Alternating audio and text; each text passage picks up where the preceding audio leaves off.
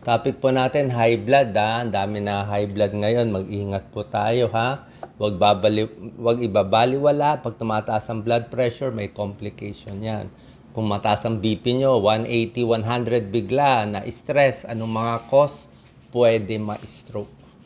High risk ang stroke pag tumataas yung blood pressure. Kaya tuturuan ko kayo ano pinakamabisang gamot sa high blood, amlodipine ba, losartan o iba ba, at ano yung mga warning signs ng high blood. Pag matagal tayong high blood, lumalaki ang puso. Lumalaki yung left ventricle. O, kumakapal, lumalaki. So, pag lumalaki, meron ding gamot na maganda dyan kasi ayaw natin mag-heart failure. Okay? So, ano ba yung mabisa? Ayan, high blood. Ano muna ang normal na blood pressure? Okay, ang pinakamaganda, yung blood pressure ng binata, lagi ko sinasabi, 120/80. Pag tumaas ng 120, 129, normal pa rin yan, okay lang yan. Pag 130 to 139 ang systolic, unang numero, 80 to 89 yung second number, medyo mataas na. Pwede pa, pero medyo elevated na, pataas na yan. At paglampas na ng 140, yung systolic, 140 o 90, high blood na po yan. Okay? Pag hindi ito na-control ng mga diet at pagpapapayat, kailangan na maggamot, lalo na kung may sintomas. Ako po, bilang internist, cardiologist, 18 years ako nag-aral sa medisina, 10 years pagdodoktor, 3 years internist, 3 years cardiologist, nag-public health pa ako sa abroad, kaya almost 18 years ang aral ko eh. Hypertensive emergency, paglampas 160, 180 o lampas 100 ang diastolic, sobra po taas yan. So ayaw natin lumampas sa 140, 90. Maraming gamot sa high blood, daan-daan. Pero basically, itong 5 ang classes. Ito yung 5 grupo nila. O, tingnan nyo saan dito iniinom nyo. Ang sikat yung calcium channel antagonist, mga PIN. Lahat na may PIN, amlodipine, felodipine, nifedipine. Sikat din ngayon ng ARB, angiotensin receptor blocker, mga sartan. Losartan, valsartan, irbesartan, candesartan. May kanya-kanyang lakas, may kanya-kanyang advantage at disadvantage ang bawat gamot. May beta blocker, mga olol. Okay? Metoprolol, atenolol, propranolol. May diuretic, furosemide, hydrochlorothiazide. May ACE inhibitor. Actually, favorite ko ang ACE inhibitor. Yung mga pril, captopril, enalapril, lisinopril. So, may kanya-kanya. Ito yung common na binibigay sa mga generic kasi mas mura nga generic. May amlodipine, losartan, metoprolol, calcium channel, ARB, tsaka beta blocker. Ano ang sintomas? 50% ng may high blood, walang sintomas. Pero minsan, mahalata mo parang mabigat, parang balisa, parang hilo, na hindi naman hilo, na parang vertigo konti, parang masama pakiramdam, basta alam mong iba. Kaya pag ganyan, ang una sasabi ko, check agad yung blood pressure. Yung iba, lumalabo ang mata. Okay, not a good sign. Chest pain, ayaw natin chest pain, baka heart attack. Headache, dito, nape pain, batok. Yung iba, nauubo, nasusuka. Shortness of breath, hindi magandang sintomas. Pag may hinihingal, ayoko yan. Oo, bilang internist, ang iisip agad ako na makadalhin sa emergency room. Weakness or numbness, red alert ako dito. Weakness or numbness, stroke eh. Dalhin agad sa ospital. Oo. Tigil lahat, dalhin ng pasyente, magtawag ng taxi o ambulansya. Hindi magandang sign. So, bakit nagkakaroon ng stroke o heart attack pag na-high blood? Yun talaga ang komplikasyon. Kaya pag sinabi nyo, blood pressure nyo, 180, 100, wala nararamdaman, hindi po maganda. Kasi yung utak natin, yung mga ugat, may limit yan eh. Yung mga ugat natin, may limit yung lakas ng presyon na kaya dumaloy dun sa artery. Hindi natin alam kailan siya puputok. May ibang tao, 180 o 170 ang blood pressure, pumuputok na to. May iba, 190 puputok. May iba, 200 puputok na. Hindi natin alam eh. Pag pumutok yan, dudugo yan. Matutulog na pasyente. Diba? So, hindi mo alam kailan. Lalo na kung mas matanda, ayaw natin mataas. Lalo na kung sanay kayo sa blood pressure na 110/70, sanay kayo mababa lang. Tapos bigla kayo na 150, 100, hilo na yan. Okay? Kaya pag ganyan, titingnan ko, nai-stroke na ba siya? Kailangan mababa natin agad yung blood pressure. Pwede rin ma-heart attack, pero mas common ang stroke eh. Pwede rin ma-kidney failure pag matagal high blood. Ano ang dahilan, di ba? Bakit ako na high blood, di ba? Usually, napagod, daming trabaho, perfectionist, walang tulog, may problema sa pamilya, may problema sa negosyo, trabaho ng trabaho, very busy, ikot ng ikot yung utak, hindi natutulog, puyat, nagagalit, nai-stress, lahat yan pwede mag-trigger ng isa lang dyan. Puyat lang, yun na. Lalo na pag nagkakaedad. Kasi pag nagkakaedad tayo, more prone ma-high blood. Ordinary age, 20, 30, 40 years old, mga 25% may high blood. Marami na yon. Pero pag dating ng 60 years old, pag senior na, 50% na may high blood. So lahat ng magulang natin na senior citizen, kalahati sa kanila high blood na. Mas tumatanda, mas na high blood. Normal ba mataas blood pressure nila? Hindi normal. Pwede tumaas-taas konti. Siguro kung 75 years old na, pwede mag 140, medyo pagbibigyan natin. Pero hindi pa rin normal. Hyperthyroid, nakaka-high blood. Smoking, nakaka-high blood. Sigarilyo, droga, kape, maraming kape, energy drinks, maraming iced tea, minsan nakakataas din. Pain relievers, di ba? Lagi ko sinasabi sa inyo, pain reliever, ibuprofen, mefenamic acid, lahat yan. Pwede makataas ng blood pressure in the long term, nakakasira pa ng sikmura. Kaya sabi ko, short term lang. Kidney disease, pag sira ang kidneys, nakaka-high blood. Kidney failure, high blood. Ito, droga, nabubuntis, pwede ma-high blood. Autoimmune disease, nakaka-high blood kasi sumisikip yung mga ugat din natin. So, lahat to pwede mag-cause. Okay? Bago ko bigay yung gamot, siyempre pag mataas ng blood pressure, mas maganda talaga gamot. Pero tuturo ko muna sa inyo yung mga home remedy na pwede nyo gawin, i-maximize natin to para mas makontrol yung blood pressure na mabilis.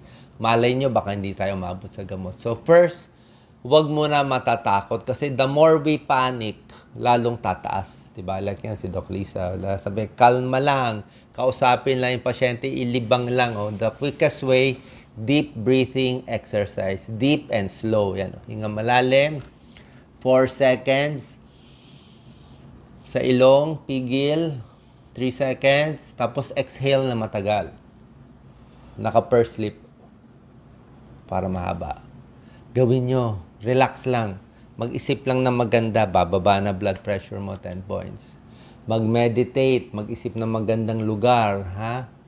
Para bumaba. Makinig sa kalmadong music. Huwag mo na mag-isip ng kahit ano. Makakababayan. Konti. Konti. Okay?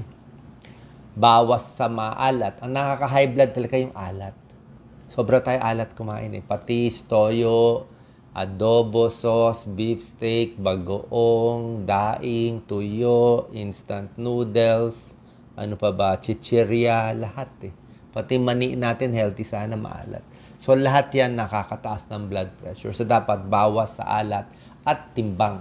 Pag kayo ay overweight, paglampas kayo ng 20 pounds sa ideal weight, pwede tumaas blood pressure mo 20 points. So, ibaba mo lang yung timbang mo, bababa din yung blood pressure mo. Itong mga gulay, oh. Lahat ng gulay po, pwede sa high blood. Ha? Ito na lang kainin nyo, pwede na yan. Pati kanin, yan na lang araw-arawin nyo, bababa blood pressure nyo. Kahit ano, okra, ampalaya, diba? Ano ba yung mga gulay natin? Patola, lahat po yan pwede. Hindi yan bawal sa high blood. Niwala kayo sa akin. Okay? 18 years ko inaral to. Pero, maraming tao nga, pag senior na, kailangan konting gamot. Kailangan may konting support. Kasi nga yung gamot nga, nagpapahaba ng buhay eh. So, ano mas maganda? Okay? May isang trial, ang mga doctors kasi, mga sa medisina, maganda sa cardiologist kasi sa cardiology, talaga pinag-aaralan yung gamot. May therapeutic claim. Hindi to mga supplement na hula-hula lang, walang therapeutic claim, baka makatulong, baka hindi. Ito talaga proven. Pinatunayan sa ito, 15,000 na pasyente inaral nila. Milyon-milyon ginastos dito. Pinaglaban nila 2 gamot. Pinaglaban nila yung favorite nating amlodipine na calcium channel. Pinaglaban nila sa ARB, yung mga sartan tulad ng losartan, valsartan.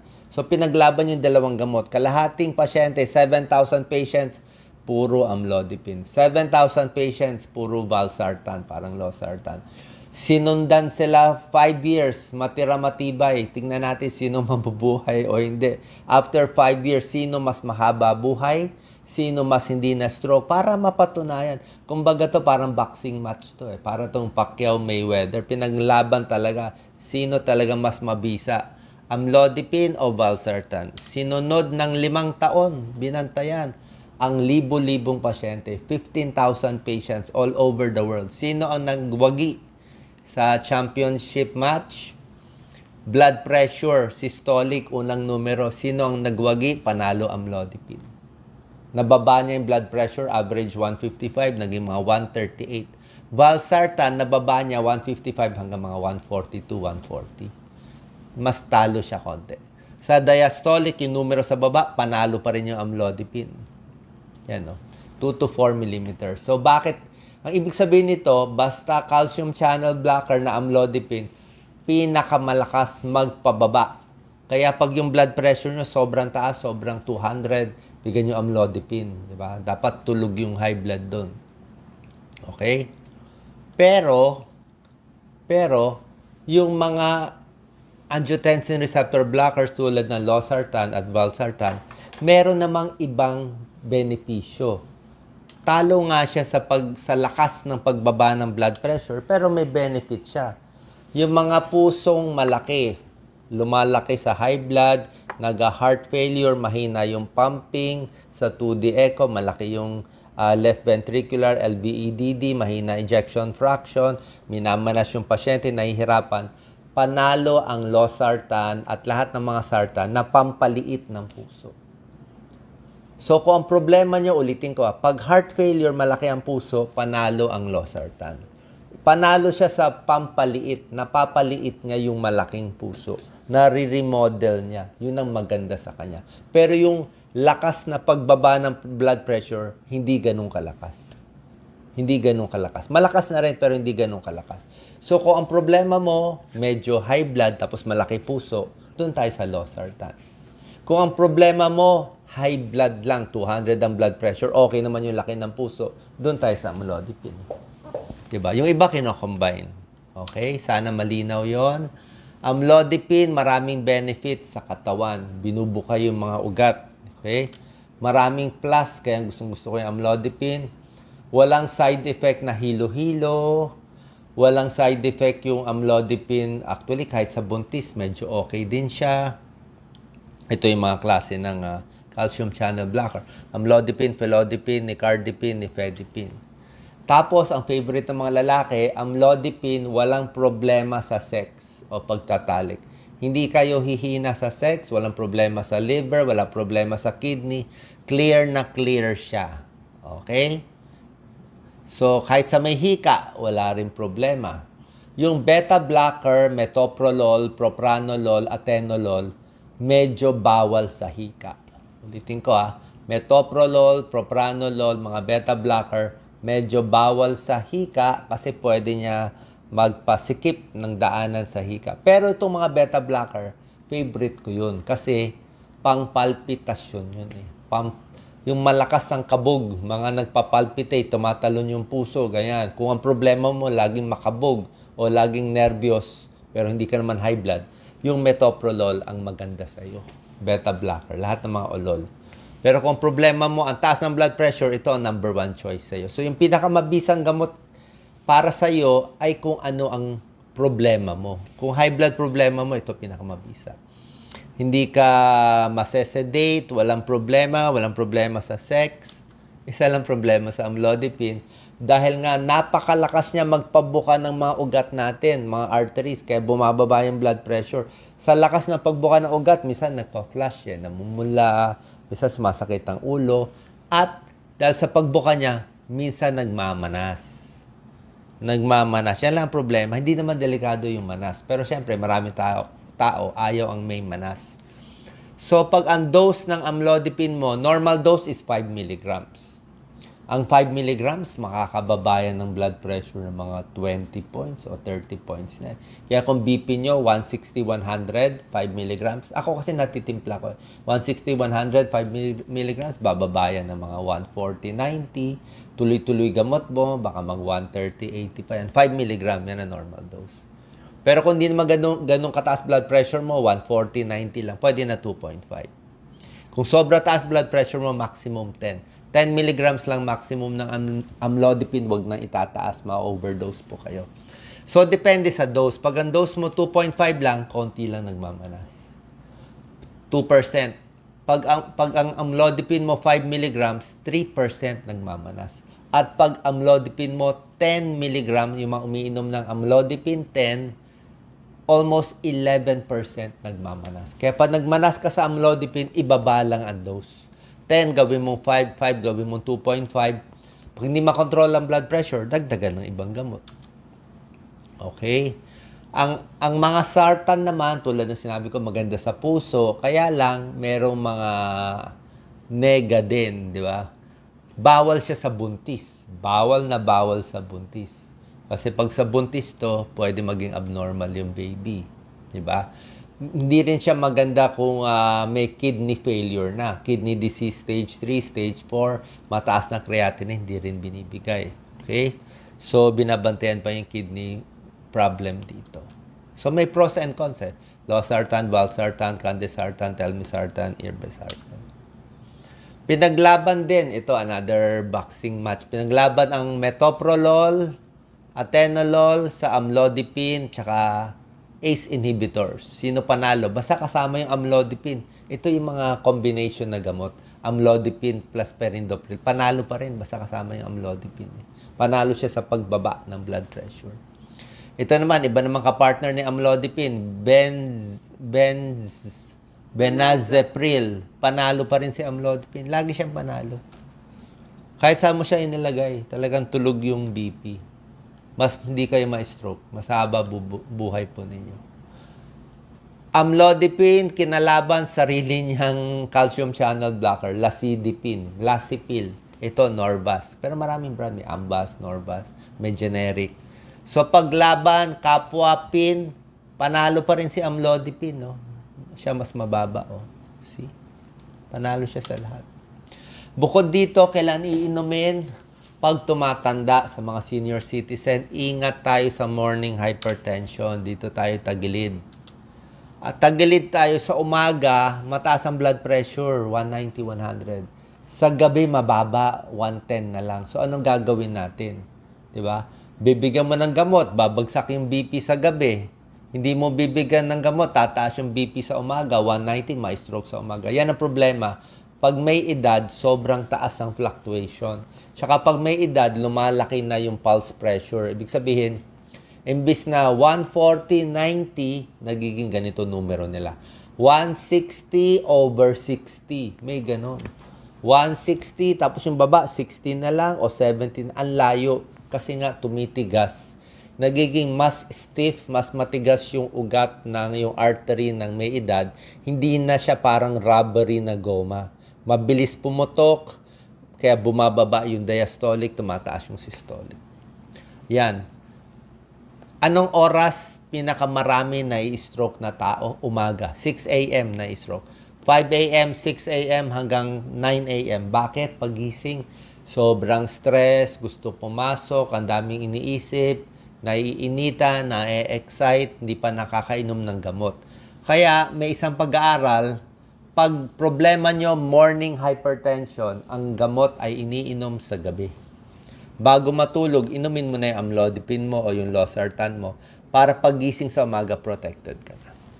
Okay? So, bantayan ng BP. Depende sa kondisyon kung ano mas mabisa. ACE inhibitor, maganda din. Ito, mga captopril, enalapril, lisinopril. Ang problema lang nito, cough, ubo. May tao lang inuubo. Pag inubo, di hindi. Pero mabisa rin to, pang heart failure din to, pang malaking puso din to. Favorite ko rin to. Okay? Final slides, paano pa makakatulong ibaba yung blood pressure? Bawas timbang. Pag bumaba ang timbang, bababa ang blood pressure. Gusto humaba ang buhay, kailangan payat. Okay? High sodium ang kalaban natin. Bawas lang asin. Yung mga sarsa ng adobo, sinigang, minsan yung sinigang mix natin ng alat eh. Ketchup din maalat. Konti lang, di ba? Beef steak maalat. So, instant noodles, wag nyo na inumin yung sabaw. Tapon nyo na yung sabaw, yung noodles na lang kainin nyo. Alat ang nagpapa-high blood, overweight, alak nagpapa-high blood, sigarilyo nagpapa-high blood, stress, kulang sa tulog, at kulang sa exercise. Okay? Saan po nakatulong tong video? Maraming salamat po. God bless. Meron Yes, daw question. siya, dalawa daw ang gamot niyang iniinom sa high blood. Okay lang yan. Tuloy mo. Malamang amlodipine and something else, di ba? Pwede rin naman yung combination. Ibig sabihin, protected ka sa parehong gamot. Ang problema lang doon, mahal. Mahal pag kinombine, baka 30 pesos a day ka. Pag generic kasi ng amlodipine, mga 4 na piso, 5 piso lang. Dalawang gamot naman siya, hindi combined. Ba't daw dalawa gamot niya? Bakit dalawa? Baka hindi ka makontrol sa isa. Oh, ayaw na magbiro eh. Tapos, Sige, pwede naman dalawa. Pero minsan ako mas gusto ko lang isa. Kasi minsan, nakakalimutan ng pasyente. Yung isa nga, hindi na maalala, dalawa pa. pwede daw ba ipadala sa abroad ang amlodipine? Merong amlodipine sa abroad. May amlodipine sa abroad. Pero pwede kayong magbaon. Ewan ko lang kung bawal sa airport. Pero dapat pwede. Hindi naman siya droga. Kasi maintenance mo to eh. Sa akin, okay na ang generic. Kung wala tayong pera, okay na ang generic. Pero kung mayaman kayo, maraming pera, pwede yung branded, mas maganda konti. Pero yung Visa, almost the same. Sa experience ko, basta araw-araw iniinom, kahit yung generic, o kahit saan yung generic pharmacy, Generica, Watsons, Mercury, wala namang problema. Kailangan maintain nyo, tsaka hiyang na kayo kung ano yung brand ninyo. Diba? Tapos inumin nyo. Before meals, after meals, wala namang kaso. Usually, yung gamot sa high blood, hindi masakit sa tiyan eh. Pero kung gusto mo inumin with meals, okay lang. Basta ang gusto ko, i-monitor ang blood pressure buong araw. Tingnan mo, sa umaga, tanghali, gabi. Tapos pag kukunan ng blood pressure, kailangan relax na. Relax. Pwede na yung digital. Yung digital, siguro mga 10 points, mas mataas, okay lang. Pwede na yun. Tapos basta i-monitor nyo lang. Tapos kalma lang. Last na lang, pag tumataas ang blood pressure, ito lagi problema. Tumataas ba yung high blood dahil high blood ka? O tumataas yung blood pressure mo dahil nervyos ka? Yan ang problema. Kung high blood mo, talagang high blood, talagang may nangyayari sa katawan mo, gamot. Pero kung nervyosa, nagpapanik, naha-high blood din yon. Iba ang gamot doon. Sa nervyosa na tao, lalaki o babae na naduduwag, ang gamot doon sedative, pampakalma. Yun ang binibigyan ng mga Saynor, Lexotan, Valium. Yan ang pinakamaganda. Ako, pagbigay ng gamot sa high blood, binibigyan ko ng mga Lexotan, pampakalma. Bigyan ko half tablet, Lexotan, bromazepam, kita mo bagsak yung blood pressure, kakalma sila. Although mahirap nga mareseta to. Kailangan ng special prescription. Pero meron kami special prescription eh. Nasa Dangerous Drugs Board pa yun eh. Pero may mga doktor, may S2 license, katulad ko, pwede magreseta nitong mas maselan na sleeping pills o itong mga anti-anxiety medicine na maganda sa high blood. Kung wala kayo nito, di inom na lang ng tubig. So, tulad ng sinabi ko, relax lang at kalma lang. Pwede na tubig, pampakalma. Maraming naka-amlodipine plus sartans, tapos nakakamanas ba ang amlodipine? Nakakamanas siya pag depende sa dose. Sa 5 mg, hindi ka dapat magmanas.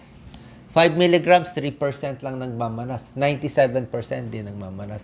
Tsaka ba nagmamanas, sa gabi nga itaas ang paa. Taas mo lang ang paa. Sa akin pag may konting manas, tiisin nyo na lang. Kung konti lang naman. Kasi pag tinanggal natin to, o ayaw nyo ng manas, tinanggal natin to, nag-losartan tayo, baka hindi makontrol yung blood pressure nyo eh. Oo.